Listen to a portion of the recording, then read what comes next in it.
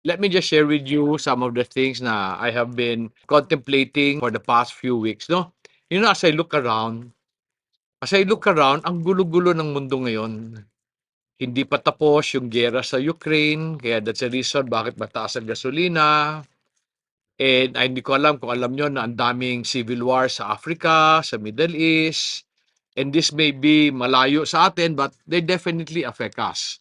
Ngayon, pinag-uusapan, inflation, pagmahal ng mga gamit, pagmahal ng mga, basta lahat mahal. So it's affecting business and also affecting the life of people. And yet, habang naapektuhan yung negosyo, sa mga negosyo naman, we hear issues about quiet quitting. Yung mga tao na sabi, malit sweldo ko, ba't ko pagagalingan? So that affects also the company's income. Pagkatapos, recently, I hear a lot of this concern about transgenderism. Ano kung nakikita niyo yun, pero debate about yung mga lalaki na gusto maging babae, babae na gusto maging lalaki. So I cannot help but ask, bakit ba nangyayari lahat ito? And so, people would say that this is a sign that the end is near. Malapit na raw mag-end ang mundo because these things are described in 2 Timothy chapter 3. Can you go there? 2 Timothy chapter 3 verses 1 to 5. Let me just read that for you, ha. Sabi ng verse 1, "But realize this, that in the last days difficult times will come. For men will be lovers of self, lovers of money, boastful, arrogant, revilers, disobedient to parents, ungrateful, unholy, unloving, irreconcilable." Meaning, parating lang mag-aaway, hindi magkasundo. Malicious gossips, without self-control, brutal, haters of good, treacherous, reckless, deceitful, lovers of pleasures rather than lovers of God, holding to the form of godliness, although they have denied its power. Avoid such men as this. Kung titingin ka sa palibot mo, all of these are happening. Yung issue about transgenderism, it's basically love of self. Gusto nila mangyari yung gusto nila mangyari. So ang tanong ko, what is the root of all evil ba? Bakit today parang andali-dali ng tao gumawa ng kasalanan? Tapos, parang baliwala sa kanila. Pag nahuli sila, parang wala lang. Today, nakakita ko the other day ng isang nahuling snatcher. Nung nahuli siya, tinanong siya, ba't ka nang nakaw? Sabi niya, sa hirap lang ng panahon. Pero nakamotor siya. Di ba? Nakamotor siya, naka-iPhone siya, sa hirap daw ng panahon. And humingi siya ng tawad. Patawarin na lang daw siya. Now, if you ask yourself, what is the root of all evil ba?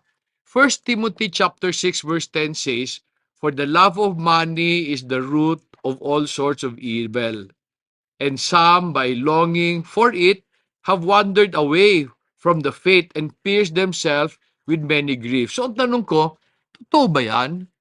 Is the love of money the root of all evil? Yung lahat ba ng sinabi ko, gera sa Ukraine, inflation, is this all about money? Ako, I realize money is not the root of all evil. While money is involved in all the issues we have today, hindi siya ang root of all evil. And this morning, gusto ko sana i-share sa inyo ano yung na-discover ko na root of all evil. And I discovered this as I listened to this issue about transgenderism. Yung debate ng lalaki naging babae, babae naging lalaki. Now, maski ayaw ko siyang pakinggan, you cannot help but be involved. Pag titingin ako doon sa mga pinopost ni John sa Facebook Reel, labas ng labas yan, issues about transgenderism. And today, the reason why hot na hot siya, because merong tao na pangalan niya Matt Waltz, he published a book. Simple lang yung title ng book niya. What is a woman? Magkasabat mo, ano daw ang babae? Para sa inyo, ano ang babae? But anyway, before you answer that, at sabi ni Matt Waltz, simple lang.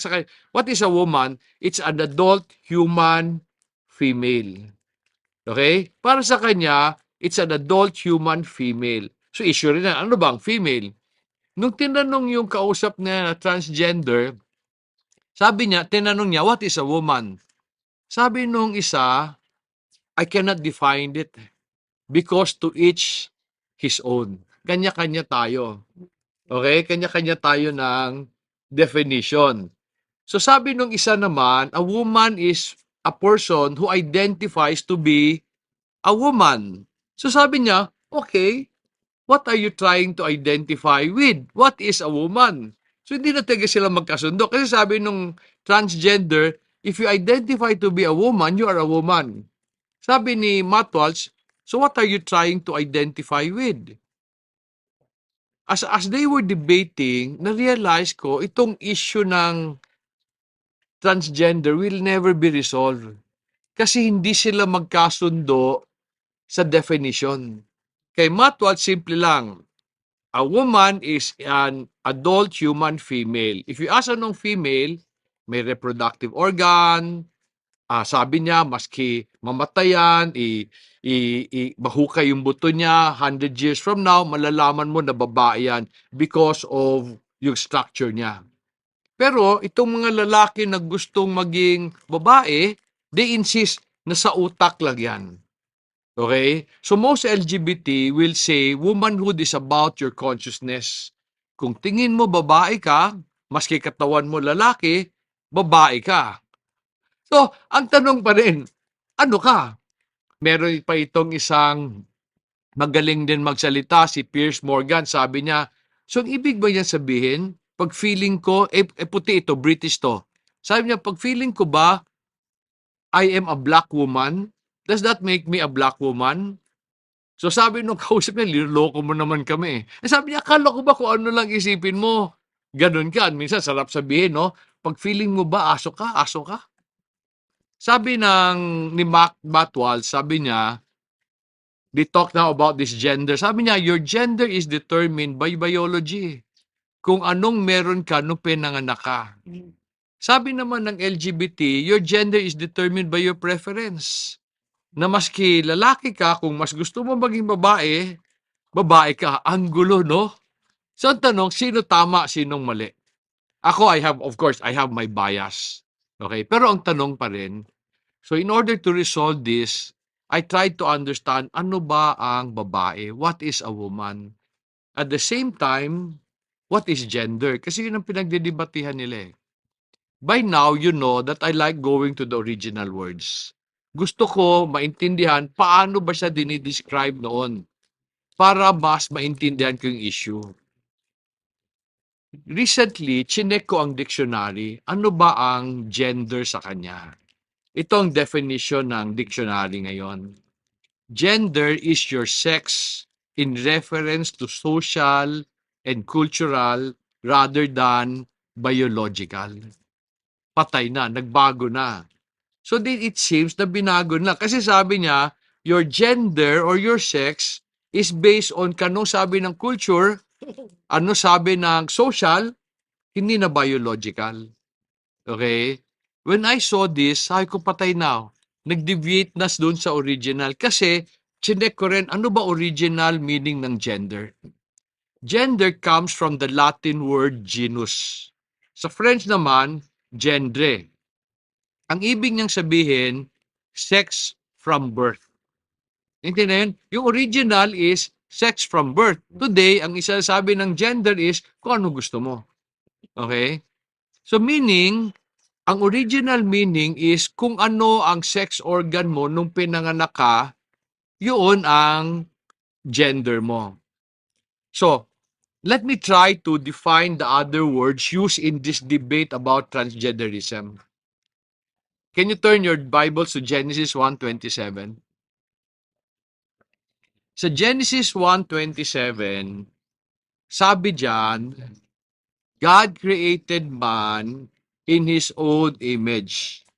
In the image of God, He created him. Male and female, He created them. In this verse, we see the genders. Yung sinabi ng na God created man in His own image, ang Hebrew niyan, Adam. Adam is the Hebrew word for the man. Ang ibig lang sabihin ng Adam, human being, regardless of sex. So, kayong babae, Adam din kayo.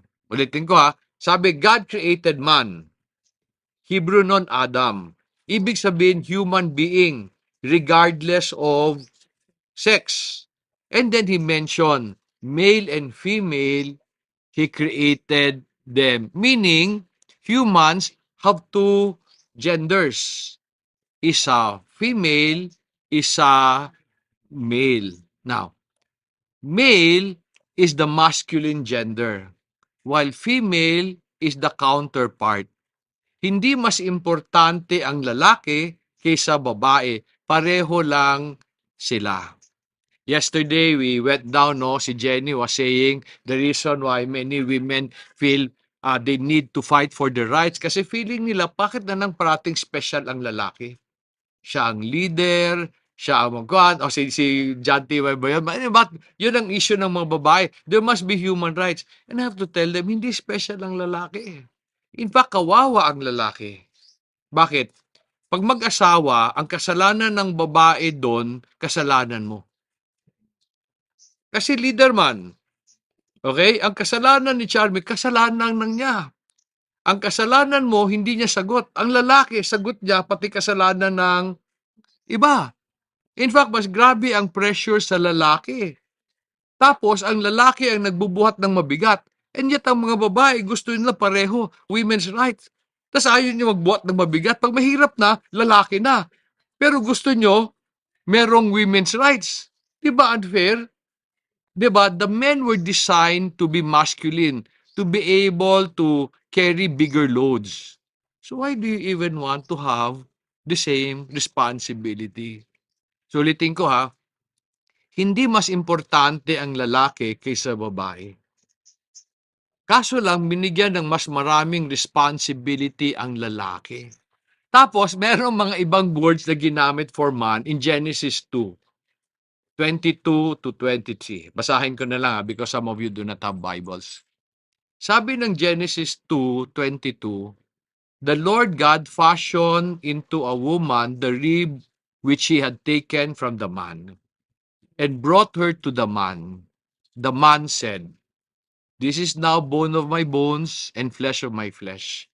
She shall be called woman, because she was taken out of man. The Hebrew word used for man dito is ish, I-S-H, ish, okay? It refers to an adult human male, the first gender that God created. The Hebrew word for woman is isha, okay? It refers to a biological female, the second gender that God created. There are many things Bible said about women, not so much about men. Sabi niyan, but the reason why tawag sa babae isya is because they were taken from man. Galing kayo sa lalaki. Women were designed to complement man. Anong complement? Tagapuno ng kulang. So, ang ganda nung role nyo. Ang ibig sabihin, kaya kayo ginawa kasi maraming kulang-kulang na lalaki.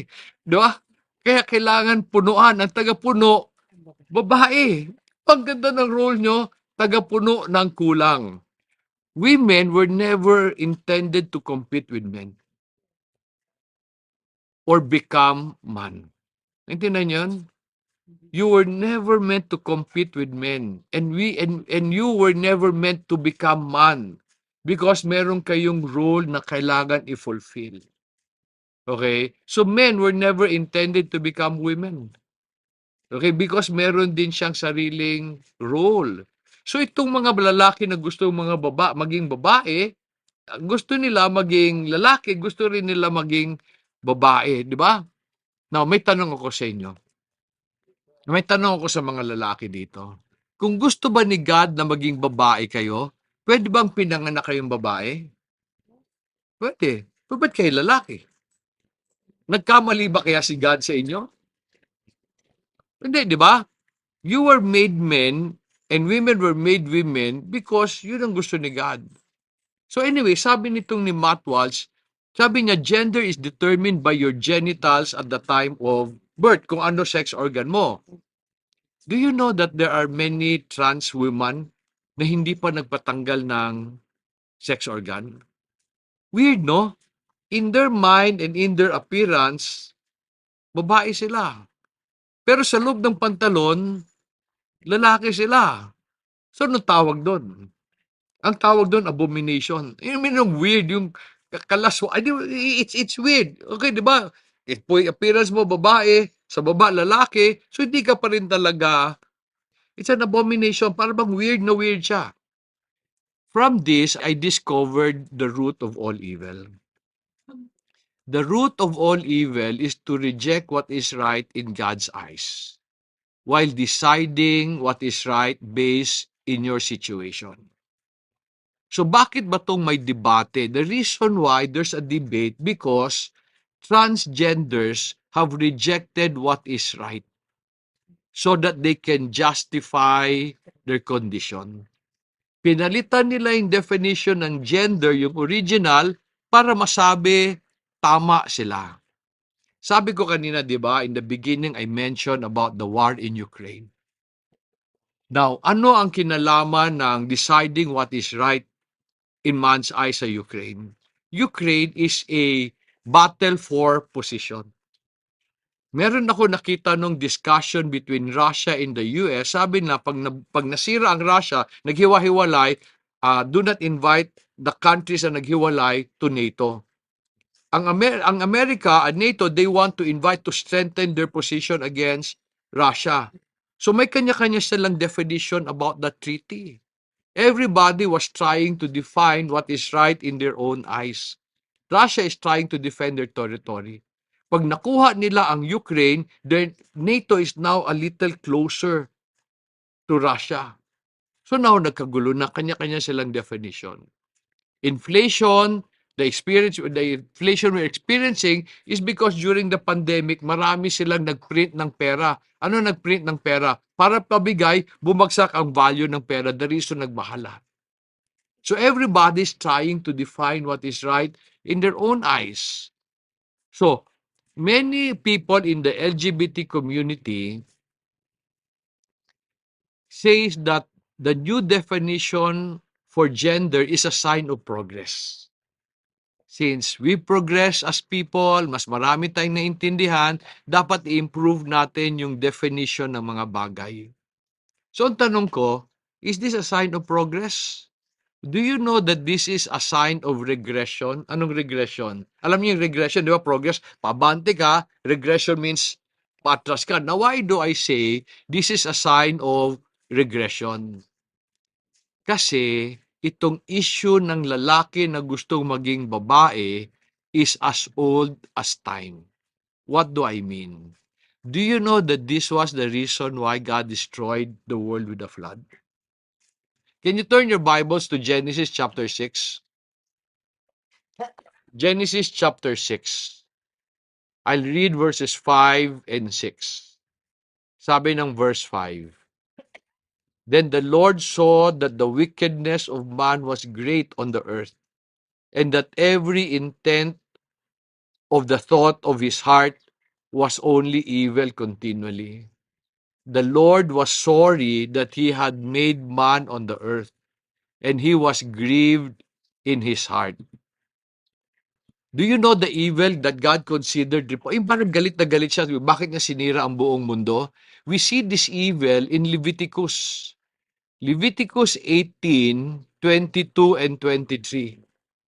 The reason why he formed Israel as a nation, kasi gusto niya silang turuan kung ano tama. And in Leviticus, he mentioned yung mga kasalanan na karumal-dumal. Okay? Verse 22 says, "You shall not lie with a male as one lies with a female. It is abomination." Okay, sa Tagalog, karumal-dumal. Hindi ko alam kung anong tawag sa Bisaya niyan. Okay, but anyway, verse 23 reads, "Also you shall not have intercourse with any animal to be defiled with it, nor shall any woman stand before an animal to mate with it. It is perversion." And this is happening today. Do you know that this is also the reason why God wiped out Sodom and Gomorrah?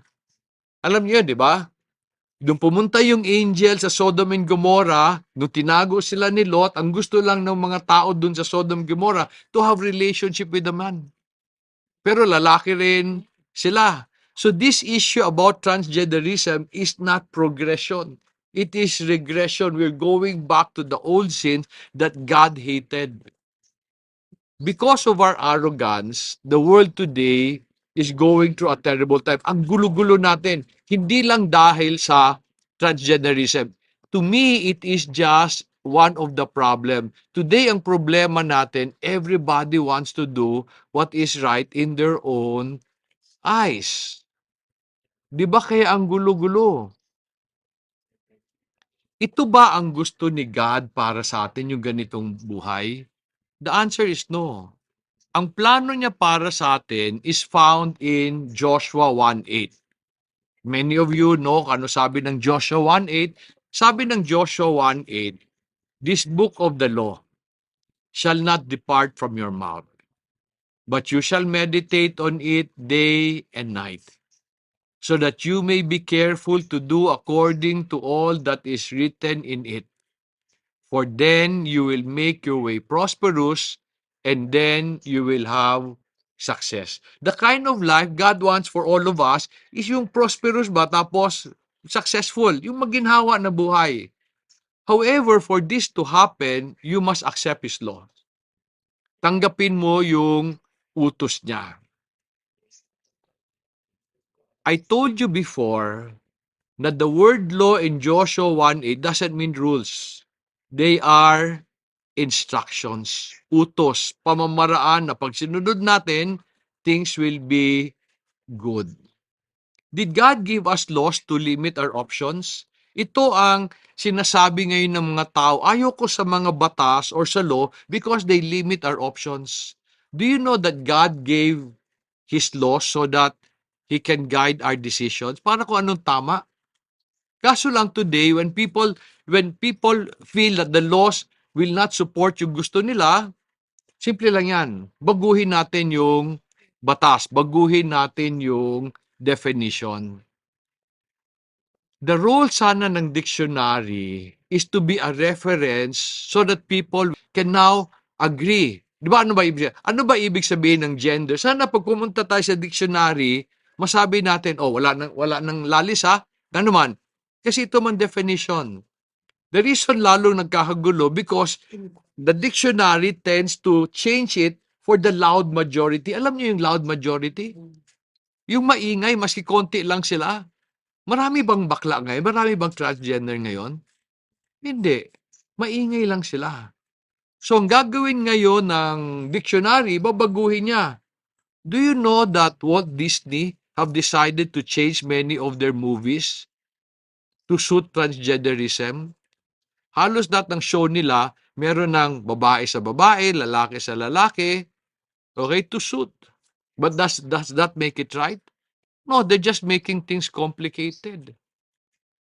Sana dapat ang dictionary, sinabi ko ano original, para pag nag-away kayo, ito ang dapat na basihan. It should say, gender is what you have when you were born because that was the original definition.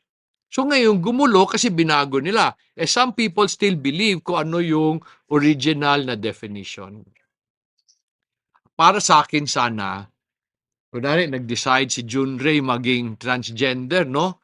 Binago niya yung definition, okay lang sa akin yun. Huwag mo lang ipilit sa ibang tao. And okay lang sa akin kasi you will suffer the consequence. Hindi naman kami. So what is the root of all evil? I'm telling you this because I don't want you to suffer the consequences of your wrong choices. The root of all evil is when you reject God's definition and try to make your own. When you try to change God's definition, it is an act of arrogance and stupidity. Ano stupidity? Baliw ka. Bakit? Because at the end of the day, God's way will prevail. Pero ang tanong ko, ito bang problema na to, people rejecting God's ways, Is it just for people na hindi Kristiyano? Or meron mga Kristiyano who still change the definition of things? Itong issue, hindi lang to para sa hindi nakakilala kay God. I noticed that in the church, maraming Kristiyano, ganun din. Yung gulo natin sa simbahan o sa away sa pamilya is because people try to change the definition of things. Like for example, sabi ni God, Jesus, no, the greatest commandment is that you love your neighbor as yourself. Ano sabihin nyo? You will love your neighbor pag gusto mo yung neighbor mo. Pero pag ayaw mo, ano prayer mo? Sana maimpyerno ka. Did God qualify yung neighbor mo na you only love those you like? Di ba sabi niya, all your neighbor, even those you do not like? Today, there is so much unforgiveness in the church. So much unforgiveness between Christians. Di ba sabi ni God, love your enemy, forgive your enemy, tapos sabihin ng mga Kristiyano, I will forgive. Pag nagbago siya. Pag humingi siya ng sorry, nagbago siya. Sinabi ba ni God yun? Dapat may kondisyon? Wala naman. There's so much division in the church, nag-aaway-away yung mga leader. Because one feels correct siya, and therefore the other is wrong. There's even no humility in the church. So nangyayari sa atin ito. So may tanong ako sa inyo. Kayo ba? Are you living according to the ways of the Lord or namimili lang kayo nung gusto nyong commandment? Alam mo yon? Pag gusto ko, pwede. Pag ayaw ko, hindi. Minsan naman, we tell God, Lord, sandali can you give me more time to obey? Hintayin mo lang ako, Lord. Hindi ko siya kaya ngayon. Siguro later, Lord, give me time. Ako, narinig ko yon. Parang for example, a person is asked to forgive. Sabi, hindi ko kaya ngayon. Give me time. 10 taon na. Give me time pa rin, di ba? So, how will God respond? Sabi rin ni God sa'yo, okay lang yun, anak. Pero yung hinihingi mo, just give me time also. Di ba? So we deprive ourselves of God's blessing. Then for the meantime, while we're waiting to obey, we also become very vulnerable to the consequences of our inaction. Kasi since hindi mo ginawa, okay, you're vulnerable to problems.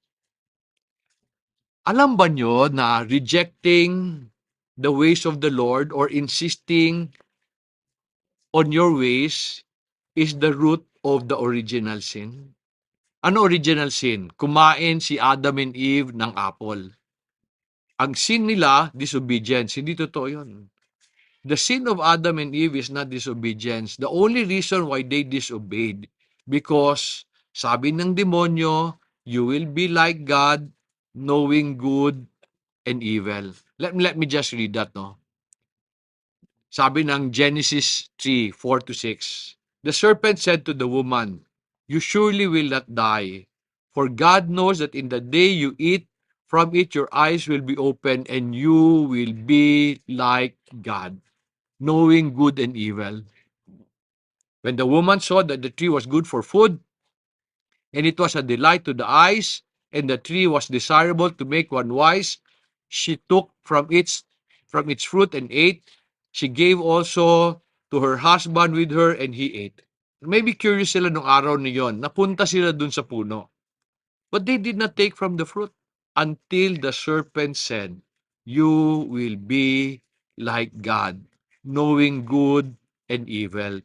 The only reason they ate was because they wanted to be like God. Yung problema natin today, yun yung problema nila noon. Gusto natin tayo mag-define kung ano ang good and ano ang evil. Inutusan ka ni God. Sabi ni God sa babae, submit to your husband. Sabi ng babae, kung mabait na siya. Yung may sabi doon, sabi sa atin doon, love your wife. Sabi natin, kung lovable siya. Kung visit siya, sarap patayin, no? Pero sinabi mo, wala man sinabing condition. The reason ang gulo ngayon, we try to define the definition, the commandment of God to suit our standards. Hindi na tayo natuto. And then as I think about it, sayang, no? Bakit sayang? because we deprive ourselves of many good things. What do I mean? Sabi ng Matthew 6:33, "But seek first His kingdom and His righteousness, and all these things will be added to you." Kung sana lang sumunod tayo based on His standard, marami pang bagay na mas magandang darating. So I'm realizing hindi lang tayo magulo because we insist on our ways. We also deprive ourselves of many good things. Mas maganda pa sana buhay natin if we stop trying to define what is right in our own eyes. Itong issue on gender will never end as long as people do not accept the definition of the Lord. You know, nag-away si Matt Waltz, nag-away yung transgender. They were trying to define what is a woman. Di ba hindi mo lang sila nagtanong kay God? Ano ba ang definition ni God nung ginawa niya yung tao? And then if God will say, ito definition ko, ayaw na tanggapin. People have been saying na God created a third sex. There was none. God only created man and woman. Yun lang talaga. This sin of man wanting to be a woman is evil, is an evil act of man. And itong issue na to, hindi to bago.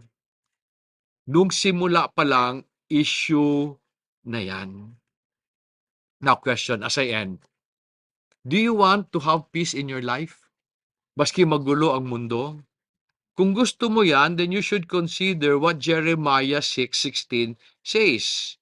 Jeremiah 6:16 reads, "Thus says the Lord, stand by the way and see and ask for the ancient path, where the good way is, and walk in it, and you will find rest for your soul."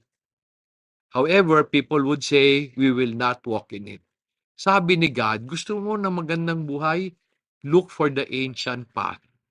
What is the ancient path? The word ancient is not old. The word ancient is eternal. Ano eternal? Kung ano gawa ni God.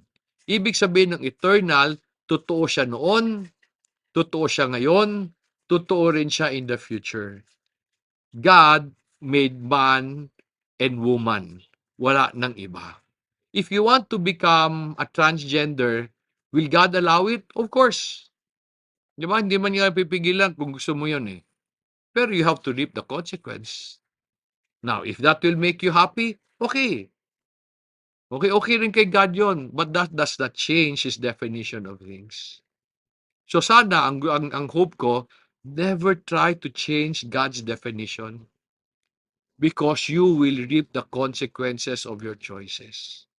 But if you accept His definition, you will also enjoy His blessings. So choose His blessings and not the consequences of your actions. So para sa akin yun ang root ng lahat ng kasalanan when you insist on your own ways. When you try to define what is good and then reject that of the Lord. Let's pray. Heavenly Father, we would like to thank you for this morning, for allowing us to understand that we should never change the definition of things, especially if it goes against your definition. My hope and my prayer, Father, is that we will always have the humility to accept how you created us, to accept what you gave us. Kasi Lord, only a humble person will accept what we receive from birth and what we receive in our lives. Allow us then to live according to your way so that you will have more reason to bless us and give us everything we need and want. We thank you for our time of worship. We are grateful, Lord, for your blessing. In Jesus' name we pray.